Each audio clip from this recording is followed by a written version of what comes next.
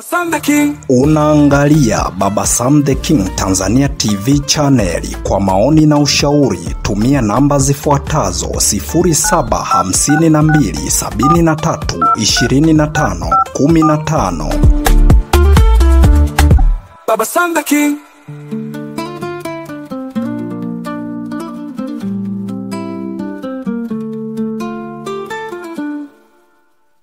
Unasikiliza makala ya Hii ni Hali Halisi.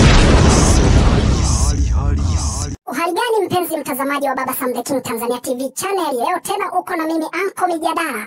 Umezoea kunisikia sana kwenye vipindi ambavyo ninavyoviongoza vya This is Tujadiliane, lakini leo ninataka nikuongozee makala moja hivi, makala nzuri kabisa ambazo umezoea kuzisikia, makala za kweli na makala zenye ukumbusho ndani yake, na makala ambazo zinaleta hamasa kuzisikiliza, makala ambazo ni za ukweli kabisa. Leo nimeamua nikuongozee hii kwa sababu vitu ambavyo vimemkuta bwana Philbert Daudi Matabula, ambaye almaarufu kama Baba Sam the King, ambaye hasbi 02 Baba Sam the King, ambaye amezoea sana kuwa simulizi mbali ambazo zimekuwa zikitolewa katika chaneli hii bwana. Sasa hivi mambo mengi yanazidi kumkuta.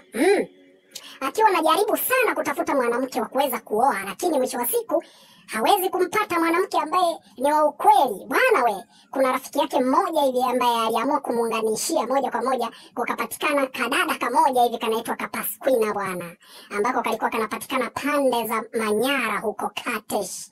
Hii itakuwa ni jambo moja ambalo ni la kukumbukwa sana. Sasa bila kuwacheleweshea bwana, naomba niwawekee mazungumzo yao kati yake yeye bwana Philbert Daudi Matabula aka hasbi 02 bwana Huseni huyu, akiwa anaongea na hako kadada ka Pasquina Jeremia Stefano Michael kutoka maeneo ya Katesh Manyara huko, ambako walikuwa moja kwa moja wana mipango ya kuweza kumfanikisha nauli ili aweze kuja moja kwa moja mpaka maeneo ya Nyakanazi ili aweze kuja kuanza maisha, na walikuwa tayari wameshakubaliana kabisa. Na kwa mujibu wa yule rafiki yake aliyomuunganishia ni kwamba alimwambia kwamba huyo dada anaumia, hata yeye analia kweli kweli, anasema endapo atapata mwanaume kwa gharama yoyote ile yuko tayari kwenda, kwa sababu hata yeye mwenyewe hapati wa kumuoa. Hayo ndio aliyokuwa akiyazungumza binti huyu, lakini imekuwa ni tofauti bwana. Imekuwa ni tofauti sana. Kwa hiyo wamekaa wamepanga kama jinsi ilivyo kawaida, kama namna jinsi huyo rafiki yake namna jinsi alivyomwambia kwamba huyo binti yuko tayari kwenda kufika pale Nyakanazi ili moja kwa moja yeye pamoja na Baba Sam the King waanze maisha bwana. Mpaka nakosea. Aisee, hatari sana hii. Sasa kilichokuja kutokea ni kwamba binti mara anaanza kusema wazazi wake amewashirikisha, wamesema kwamba Baba Sam the King inabidi kwanza aende kule moja kwa moja akajitambulishe. Sasa anakaa chini na kuwaza. Alafu binti mwenyewe Pasquina Jeremia Stefano Michael anasema eti aende tu hivyo, wazazi watakuwa wako tayari kumpatia ili aweze kurudi naye waanze maisha. Kwanza picha linaanza, nauli itakayotumika hapo ni nyingi sana na ni kubwa sana, ni hela ndefu ambayo inawezekana hata ingekuwa ni mahali ya kianzio, lakini mwisho wa siku ndio ikawa kama hivi. Alafu pia kitu kingine anasema kwamba akifika huko moja kwa moja atamchukua ili waweze kuja, hata kama hiyo ni kwa shilingi 2,000. Sasa anakaa chini na kutafakari bwana Baba Sam the King, huko akiwa anajiuliza hivi ana uwezo gani wa kutoka hapo kuondoka moja kwa moja mpaka kwa wazazi wa yule Pasquina. Alafu baadaye anafika kule moja kwa moja, mwisho wa siku wanaweza wakamuona, wasirizike naye, wakamwambia mwanetu huko hauwezi kwenda. Haya, gharama yake ni yani si chini ya laki kwenda tu. Hapo manake na kurudi nako ni laki. Kwa hiyo ingetakiwa andae kama 300,000 hivi. Za kweli, yani kwenda moja kwa moja na kumchukua na kumrudisha. Kwa hiyo hapo laki ingetakiwa kuandaliwa hapo. Lakini mwisho wa siku amekaa chini na kutafakari. Ni mtu ambaye ni wa kuunganishiwa. Mpenzi mtazamaji, ushawahi kuunganishiwa wewe mchumba, alafu mwisho wa siku yule mchumba anakuambia eti uende kwao? Vipi ukienda kwao wakakukataa na ni mbali? Sehemu ya nauli laki. Wakati unarudi utafanya nini? unapoteza 200,000 afu yule binti umpati, wanamwambia huyu mwanaume bwana ni mkubwa, au huyu ni mwembamba sana bwana, au huyu ni kituko bwana mwanetu, hatutaki uende kuolewa naye. Hivi ndio umeshafika pale na laki umeshapoteza. Inakuwaje? Bora ingekuwa kwamba eti walishawahi kuonana sehemu, anamfahamu. Hiyo yenyewe ingekuwa sure. Lakini hajawahi kumuona, ni kuunganishiwa eti yeye ndo aende, badala ya binti ndo anatakiwa kuja kwanza nyumbani huko. Bwana, hebu ngoja kwanza, sikiliza kwanza haya mazungumzo yao, alafu baadaye utaamini hiki ambacho ninachokuambia. Mimi ni Anko Mijadala, tuendelee kwa pamoja mpaka hapo mwishoni. Hatari sana. Hatari sana hii. Unasikiliza makala ya Hii ni Hali Halisi. Kama una uwezo, kwa nini usitafute nauli ukaja? Au hata kama sio wewe, ndugu zako, kikubwa simu tu, unawasiliana, unafika tu salama. Na wanasema kisheria mwanamke mwanaume anabeba kupata mwanamke. Nilijaribu kwenda kupingana nao, tulikaa kweli. Usiseme nimekuacha, sisi tunafanyaje tu?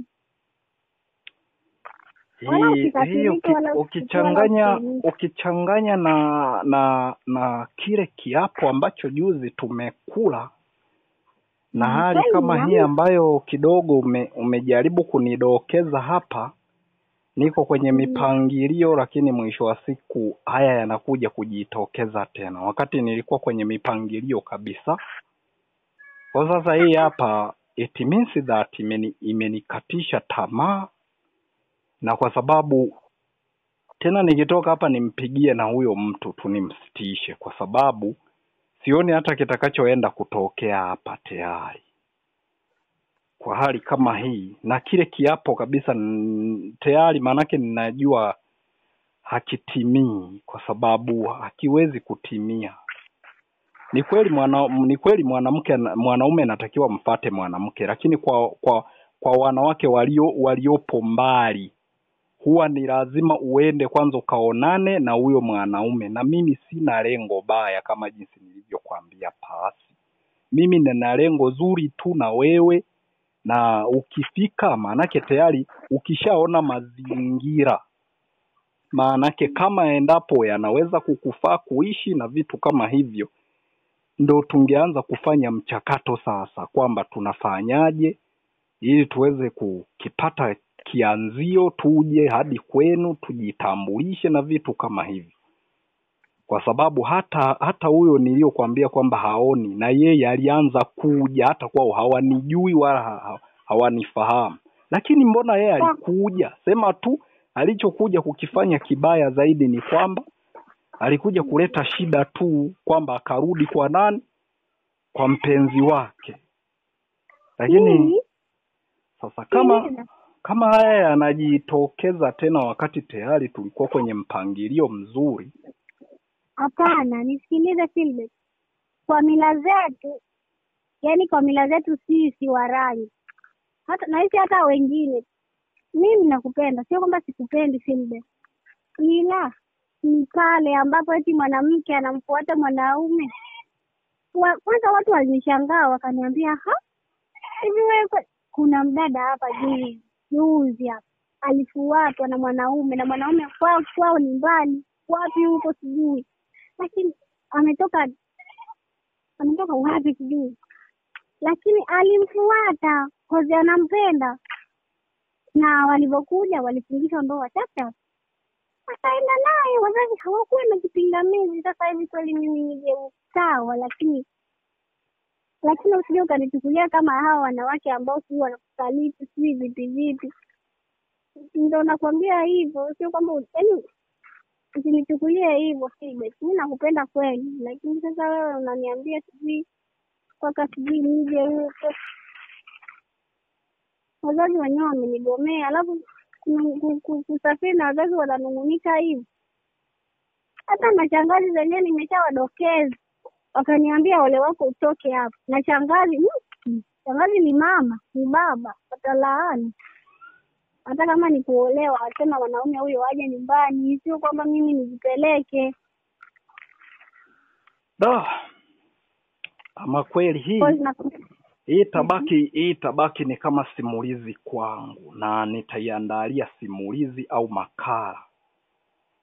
Kwa kweli imeniumiza sana ndani ya moyo, kwa sababu tayari tulikuwa tumeshayapanga zamani, tayari tulikuwa nayo, tulikuwa tunaendelea kuyapanga. Yaani ni aheri zaidi wangekataa tangu mapema, au huu mpango ungeniambia tangu mapema kabla hayajaanza haya. Lakini tayari tumeshaanza mipango, alafu imekuwa hivi. Mimi sikulaumu kwa sababu nimeshazoea kuachwa. Sindicho nilichokuambia kwamba mimi siwezi kumlaumu mtu kwa sababu nimeshazoea kuachwa. Mimi nachukulia ni hali ya kawaida tu. Sasa nitakulaumu, alafu nikikulaumu ili iwe, yani hapo itasaidia kitu gani? Hali ya kwamba mimi sikiliza, kusema kwamba mwanaume aje ajitambulisha nyumbani ni kosa. Kwa mimi nimekwambia hivyo, unasema sijui umeshazoea kuachwa. Hapana. Sio kwamba hii inategemeana. Kuja kujitambulisha kwenu ni muhimu mtu aje na mahali za kianzio. Huwezi ukaenda ukamchukua binti wa watu, na hiyo kitu sijawahi kuiona. Mtu anatoka mwanaume sehemu, anaenda mpaka kwa binti, anaenda kumchukua, alafu hajalipa chochote kwao. Hivi ni mzazi yupi ambaye atakayeweza kumwachia huyo binti aende moja kwa moja kwa mwanaume hali ya kwamba hajalipia chochote?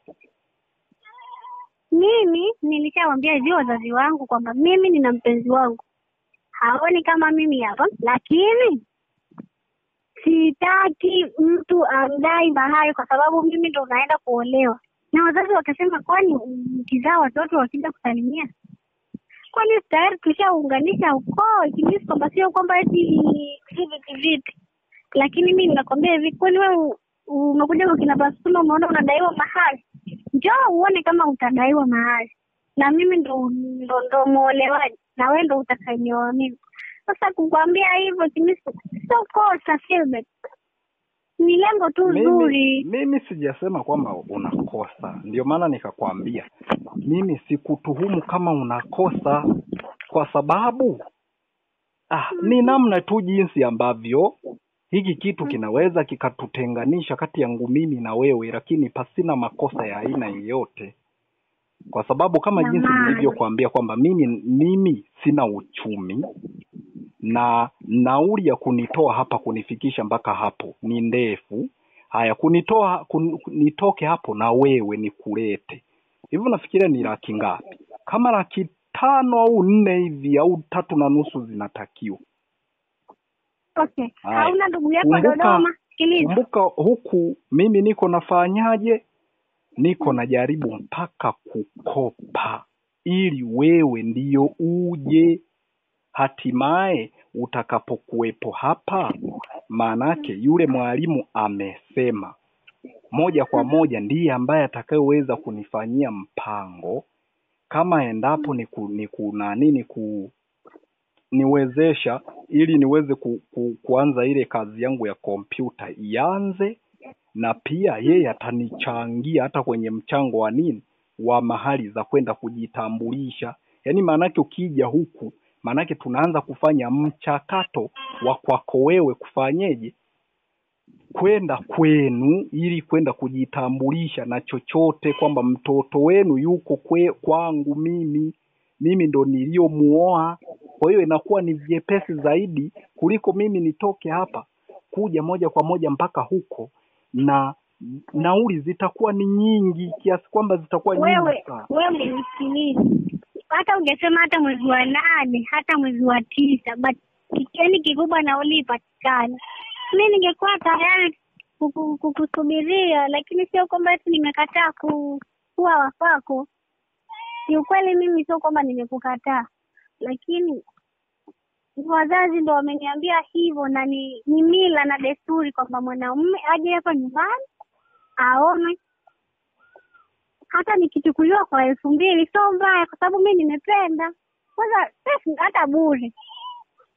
Tunaenda kujenga familia, kikubwa ni baraka za wazazi, basi Lakini wewe kama unaona mimi sijui nimesema hivyo kwa kukwepa, no. Hapana. Hivyo Sio kunikwepa, ni hali tu ya kawaida. Nimeshakwambia ni hali ya kawaida kwa sababu sio mara ya kwanza ya kuachwa. Hata mama yake na Samuel ameniacha. Huyo mwanamke aliyokuja na yeye alikuwa tena amekuja yeye tena, tulikuwa kabisa kwenye process ili niweze kupeleka kupeleka mahali kwao, na yeye akaondoka vile vile. Kwa mimi kuachwa ni jambo la kawaida. Mfano hasa wachumba mimi kuniacha ni hali ya kawaida tu. Kama wachumba wenyewe yani hawahesabiki. Naanza naye mahusiano wiki 2 wiki 1, nikianza kumtafuta naanza kunitukana, kipofu sijui nini. Wewe ni mpumbavu. Hapana, mimi siwezi kukutukana. Huwezi kunitukana, lakini ndani ya uwezo wangu unapofika, ndio maana nilikuwa nataka tufanye hivyo. Ili kwanza wewe mwenyewe uje upaone nyumbani, uone kama pana uwezo wa kukufaa, una uwezo wa kuishi. La kwanza ni mimi popote pale naishi, kwa sababu sikiliza, mimi popote pale naishi. Kikubwa sikuelewana. Kwani watu wanapiganaga kama ng'ombe? Hapana.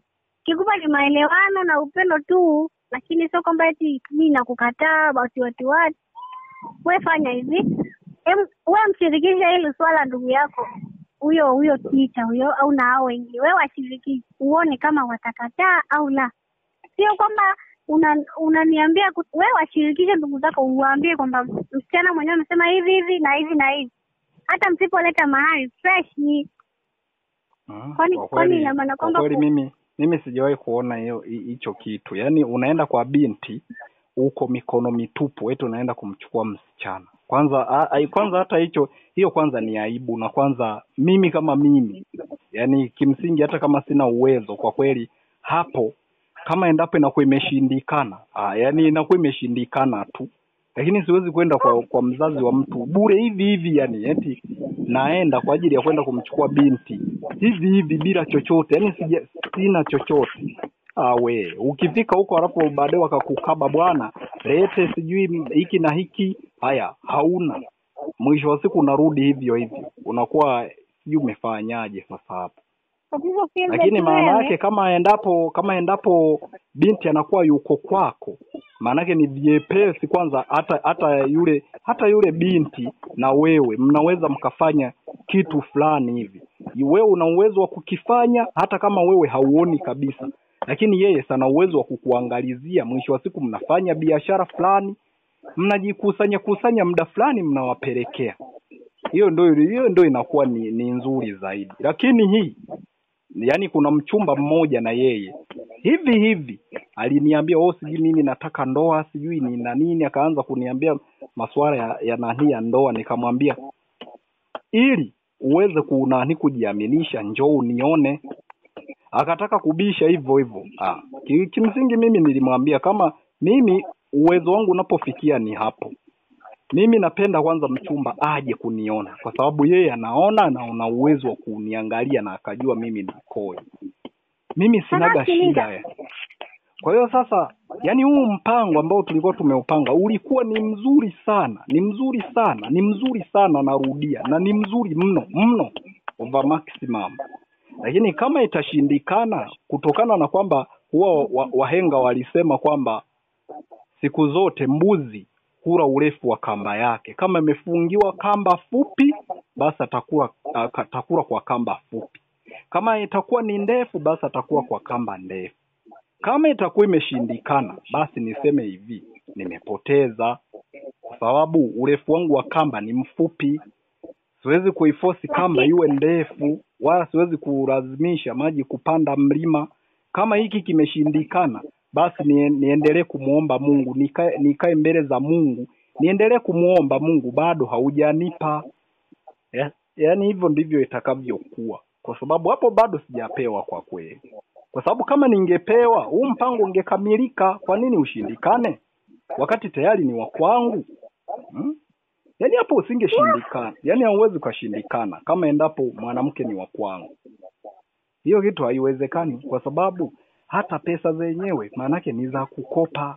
niko ninakopa, alafu baadaye ndo niweze kuzituma, ili huyu mtu aje baadaye mwisho wa siku yule teacher ndo atakayezilipa. Yeye kaniambia yani ili cha kufanya zaidi, kwa vile ni shemeji anayotaka kuja, yani kopa mimi nitakuja kufanyaje kurudisha, kwa sababu wamenicheleweshia mshahara wangu. Umeona kitu kama hicho? Hilo litakuwa ni jambo zuri kuliko kukaa hivyo unakuwa na mawazo hapa na pale. Kama umepata wa mtu anayekukubali, kwa nini asije? Na mimi nikalichukua kwa sababu tayari tumeshapanga tangu zamani, tangu tuanze kuunganishwa na bwana Kaporo. Tukawa tumeunganishwa vizuri.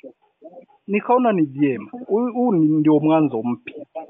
Sasa yani ninapokuja kusikia tena mara sijui vimesita, wakati tulikuwa tumeshayaweka sawa na mambo yalikuwa yameenda sawa, it means that tayari najiona mimi ni mkosaji. Nimeshakosa hapo. Yani hapo hakuna namna. Yani huu mpango kama hauwezi kukamilika, basi nimekosa. Kwa sababu uwezo wa kifedha sina. Bora hata ningekuwa na uwezo wa kifedha, manake ningekuja nikakufuata. Na kumbuka mimi hapa manake niko mimi mwenyewe. Umeona kitu kama hicho? Ni vitu vingi sana ambavyo natakiwa mwanamke aje kunifanyia hapa, na kuwa sina mwanamke. Sasa it means that manake hapo tayari hivi vitu manake vinaweza hata vikachelewa. Sasa nitakaaje hali ya kwamba ndani ya moyo wangu najua kabisa kwamba eti nina mchumba, alafu huyo mchumba mpaka kwanza nije nifanikiwe huko mbele tayari manake ndo niwe na uwezo wa kumuona. Kwa sababu kumbuka ni mchumba. Mimi sikutishi. Mimi urefu wa kamba yangu ni hapo. Kama inawezekana unaweza kuja, it is okay. Niendelee na mchakato. Ila nilikwambia kabisa kwamba endapo kama mambo haya hayatakuwa mazuri, bora uniambie mapema. Kabla hata sijaanza kusumbua watu, sijaanza kufanya nini, ili tujue nini cha kufanya. Kama endapo nakuwa nimekosa, basi niwe nimekosa. Lakini leo hii tena nakuja naambiwa hiki. Kimeniumiza over maximum tena, na nimejihisi nimekosa. Na wala huu mpango hauwezi kukamilika tena. Cha msingi ni bora tu nikausitisha, kwa sababu hata kama ikipatikana hiyo pesa, hakuna chochote nitakachokuwa nakifanya hapa. Ewa?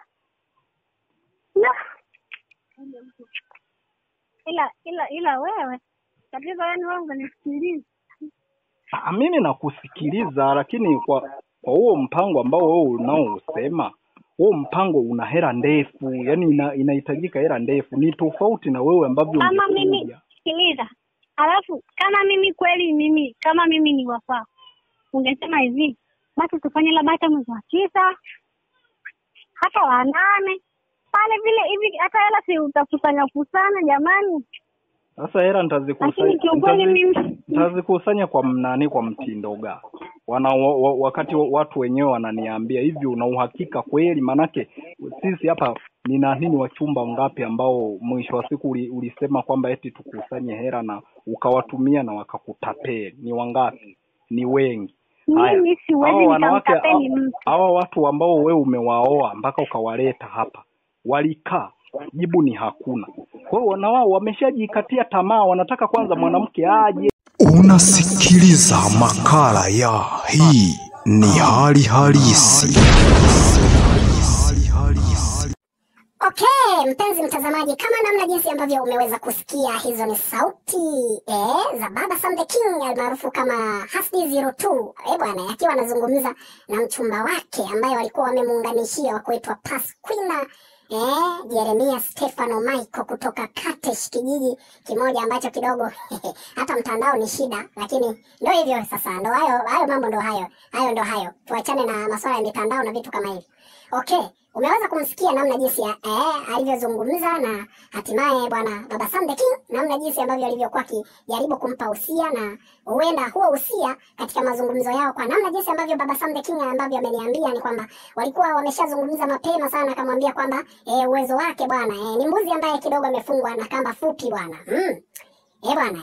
Sasa cha kuja kushangaza ndio hivyo tena. Hayo ndio ambayo yamekuja kutokea. Hali ya kwamba tayari alikuwa anajipanga ili aweze kuweza kumtumia nauli ili aweze kuja. Baba Sam the King, inabidi uache kabisa masuala ya wanawake wewe. Yatakupotezea muda yani, na utaumia sana ndani ya moyo wako. Acha kabisa masuala ya wanawake kijana. Wanawake sasa hivi hawaoleki bwana. Wanawake sasa hivi hawaoleki. Achana kabisa na vitu kama hivyo. Msemo wako namna jinsi unavyosema kwamba hata kama ukipata kitu kinachoitwa sex toy unaweza ukakichukua kama kinauzwa bei ndogo ukaendelea kuwa nacho bwana. Kikao kinakusaidia kwenye masuala mazima ya kimapenzi. Bwana. Ni bora kaendelea kufanya hivyo hivyo, yani kuwaza ili waweze kushusha bei na hatimaye ukimiliki. Lakini hivi haki ya nani? Mimi ninakwambia ukweli Baba Sam the King. Yani hawa wanawake hutawaweza hawa. Wanawake wangapi? Yani mwisho wa siku wanazidi kukufanya, yani unakuwa na wachumba wengi waliokukataa, wanazidi kukufanya. Huu ni ushauri wa kwangu mimi mwenyewe yangu mijadala. Kwa hiyo ukiufuatisha inawezekana mambo yakanyooka. Bwana, hii ndio dunia. Kwa hiyo haya ndio mambo ambayo yanajitokeza. Sasa basi tumetoka kuwasikia namna jinsi walivyokuwa wakizungumza. Sasa naomba twende tukawasikilize walivyokuwa wakiongea wao wenyewe wawili. Mwisho wa siku wakaanza kutamanishana hapa na pale. Mahaba yamekolea. Mahaba yamekolea bwana. Hebu twende tukawasikilize namna jinsi ambavyo walivyokuwa wakizungumza. Mahaba yakiwa yamewakolea kwamba hakuna mtu atakayeweza kumwacha mwenzake. Bwana. Sasa Pasquina ulisema kwamba hauwezi kumwacha mwenzio. Sasa mbona ukasema kwamba umesitisha zoezi la kuja Nyakanazi mpaka kwanza Baba Sam the King ndo akufuate? Unaonaje hiyo? Hapo umepoteza hapo. Rafiki yake na Baba Sam the King alikuwa anaambiwa ukweli kwamba ulikuwa unateseka kwa gharama yoyote huko tayari kwenda au? Ni hatari sana. Hebu twende tukasikie mazungumzo walikuwa wanazungumza. Mwisho wa siku kuna kiapo fulani hivi bwana waliapizana wao kwa wao. Mimi naitwa Pasquina, Jeremia Stefano Michael ninaapa kwamba hebu twende tukasikilize. Nisiseme mimi yanko mijadala. Ngoja twende tukasikilize mpenzi mtazamaji. Hii ni hatari. Mapenzi bwana ni shida. Unasikiliza makala ya Hii ni Hali Halisi. Rudia hayo maneno anza tena. Aya. Mimi Pasquina Jeremia Stefano Michael nipo tayari kuwa na Philbert katika shida na raha. Siwezi kumwacha, na nikimwacha niyo chizi au nidhurike kwa lolote. Hivyo. Kweli. Asante sana mama. Uzuri Mwenyezi Mungu ametunza na mimi hii naitunza. Yani mpaka utakapokuja utakuja kuisikia. Na mimi hii nikiifuta basi na mimi nidhurike, na mimi Philbert Daudi Matabura Kikwaba Runyonga Ruharanya Gisaro Hara nasema sitomwacha Pasquina, atakuwa ni wa kwangu wa milele mpaka kifo kitutenganishe. Na nikidanganya au nikamkataa, basi Mwenyezi Mungu anigeuze chizi au nidhurike, au ikiwezekana nife na duniani nitoweke, kama endapo nitamtesa Pasquina wangu huyu. Wote si tumeapa japo. Tumeapa. Na Mungu sameshuhudia Ameshuhudia, kilichobaki ni ndoa kanisani tu basi. Lakini tayari ameshuhudia kwamba hatuwezi kuachana, si ndivyo? Ndio. Unasikiliza makala ya Hii ni Hali Halisi. Okay, mpenzi mtazamaji wa Baba Sam the King Tanzania TV channel, umeweza kuwasikia kabisa namna jinsi ambavyo walikuwa wanaapa. Wamejiachia kabisa wao kwa wao. Mahaba yamekolea, kumbe ni mahaba ambayo hayatakuja kuzalisha chochote. Bwana. Baba Sam the King, nakuonea sana huruma kijana. Nakuonea sana huruma kijana. Kama wanawake wenyewe ndio hao. Hatari sana kwamba utoke wewe Baba Sam the King, Nyakanazi ondoke moja kwa moja mpaka kwao. Kwa mwanamke wa kuunganishwa ambaye hujamjua amekaaje na wazazi wake watakuchukulia vipi. Baadaye yeye mwenyewe ndo angekuja, hata kama ungempatia mtoto manake moja kwa moja wasingeweza kupinga, hata kama angekuwa ni mbaya manake tayari. Yaani moja kwa moja ukiwapelekea bwana nimeleta hiki hapa ndo kianzio chetu cha mahali. Kwa hiyo na mke wangu tayari ana ujauzito, kwa hiyo ndio hivyo, haya ndio mambo. Tayari manake ungekubali. Yaani hapo hakuna namna yoyote ya kuweza kukataa. Yaani hakuna namna yoyote ile ya kuweza kukataa. Lakini kwa mfumo huu Baba Sam the King, aise, hapana. Bosi wangu, hapo mambo ni magumu hapo. Hapo mambo ni magumu. Naam, mpenzi mtazamaji wa Baba Sam the King Tanzania TV channel, ni kuage niseme kwa heri. Tulikuwa pamoja katika hii makala ya ukumbusho ambayo ni kati ya uchumba wa Pasquina Jeremia Stefano Michael pamoja na bwana Hussein Daudi Matabura au Philbert kwa jina la kuzaliwa Philbert Daudi Matabura, ambaye almaarufu kama Baba Sam the King, ambaye ndio anamiliki hii channel ambayo tunaendelea kujidai nayo ya Baba Sam the King Tanzania TV channel. Bwana moja kwa moja, hebu toa maoni yako, ingawa hii sio this is tujadiliane, lakini toa maoni yako. Hivi wewe kweli una mchumba moja kwa moja, yani mchumba ambaye umeunganishiwa, hatimaye wewe mchumba anakuambia kwamba au huenda umemtafuta redioni au wakuunganishiwa na mtu, alafu baadaye anakuambia kwamba eti wewe mchumba uende kwao na ni mbali nauli yake ni laki. Hivi kweli niambie, wewe unaweza ukatoka sehemu hiyo ukaondoka sehemu ya laki moja kwa moja ukaenda mpaka kule, na hatimaye baada ya kufika kule ukifika kule alafu baadaye wakasema mwanetu, hivi huyu mtu wewe umemtoa wapi? Mbona ni mtu mbaya sana hivi ukarudi tena laki mbili zikawa zimepotea. Hebu niambie mpenzi mtazamaji, hivi unaweza kujihisi vipi? Toa maoni yako bwana hapo sehemu ya add comment hapo. Au tufuate kwenye ukurasa wetu wa Facebook wa Baba Sam the King Tanzania hapo. Weka maoni yako hapo. Tusikilize, niyapitie hapo. Tuyasomea hapo. Tusikie wewe kwa mchango wako unasemaje. Umepata mchumba kwenye redio au umepata mchumba wa kuunganishiwa? Alafu baadaye aje yeye mwenyewe myapange namna jinsi ambavyo mnaweza mkafanya, hatimaye ndo mrudi kwao kwenda kujitambulisha, anakwambia wewe ndo utoke hapo uende, hamjawahi kukutana. Hivi ukifika kule kakubadilikia na ni sehemu ya mbali, umeshatoa laki. Hebu niambie, alafu narudi tena kwa laki, alafu umefika kule umekubadilikia. Nini? Si ni mwanzo wa uharibifu wa fedha. Vipi kama angekuja yeye mwenyewe kama kweli ana nia, si mngejenga maisha? Wewe unaonaje hiyo? Mpenzi mtazamaji, unahisije? Okay, mimi ni Anko Mijadala kama jinsi ilivyo kawaida. Bwana, mimi huwa mnanikuta sana kwenye makala za This is Tujadiliane. Lakini leo nimeamua kuiba mara moja nije katika makala hii kuja kuwachekesha kidogo masuala ya mahusiano. Mahusiano haya bwana, aisee, kwa kweli upendo umeshapoa duniani. Yaani Baba Sam the King kwa kweli na kuonea huruma bosi wangu. Hapo hakuna namna yani. Hapo inabidi waache tu kuwa binadamu. Fanya vyovyote vile unavyovifanya wewe, vitakufurahisha katika maisha yako. Yaani uendelee tu kukaa hivyo. Tena ikiwezekana, sikushauri mabaya, lakini inapobidi inabidi ufanye, kwa sababu watu wengi sana inapowabidi wanaamua mpaka na kujinyonga. Sasa wewe usifanye hivyo. Unaweza kaenda hata ukajihasi hivi, ukaachana kabisa na masuala ya wanawake. Au ukasubiria zile sex toys zitakapokuja. Mambo yakaenda. Au fanya masturbation. Itakusaidia hiyo. Inapobidi inabidi ufanye, maana hakuna namna. Upendo wenyewe sasa hivi umeshapoa. Hakuna wanawake wa kuoa sasa hivi. Umesikia Baba Sam the King? Okay. Mimi ni Anko Mijadala, niseme tu kwamba tulikuwa pamoja katika makala hii ni hali halisi, ni kitu cha ukweli kabisa ambacho kimetokea. Na zenyewe nitakuwa nakuletea, sio kama eti sitokuwa nazileta, eti nimeibia moja, hapana. Nitakuwa nazileta, zipo nyingi tu ambazo nitakazozileta. Wacha tuendelee kuedit, hatimaye utaendelea kuzisikia hapa ukiwa na mimi mchekeshaji na mleta mada wa kwako ambaye ninaitwa Anko Mijadala. Mpaka wakati mwingine ni kuage niseme kwa heri kwa sasa. Hii ni hali halisi. Unasikiliza makala ya Hii ni Hali Halisi.